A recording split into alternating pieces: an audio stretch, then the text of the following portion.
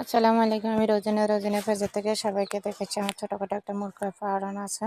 আপনাদের দোয়া আল্লাহর রহমতে আমি বাচ্চাগুলো ফুটাইতে পারছি মুরগা দিয়ে। তো এখন আমি দেখাবো কীভাবে আদর দিচ্ছি। সবাই একটু সাবস্ক্রাইব করে দিবেন, যারা সাবস্ক্রাইব করেন একটু সাবস্ক্রাইব করে দিবেন। এখন আমি ধান দিচ্ছি, তারপর লাইলা যে আদারটা আছে এটা দিব মুরগাকে। এখন এটা আমাকে মিক্সার করে আমি এটাকে বাচ্চাদেরকে খাওয়াবো। তারপর এখন আমি আদারটা দিচ্ছি মুরগারে। এখন মুরগা আদারটা খেয়ে তখন অনেক শান্তি। এখন আমি এটাকে পানি দিব, পানির সাথে আমি একটা নাপা দিয়ে দিব।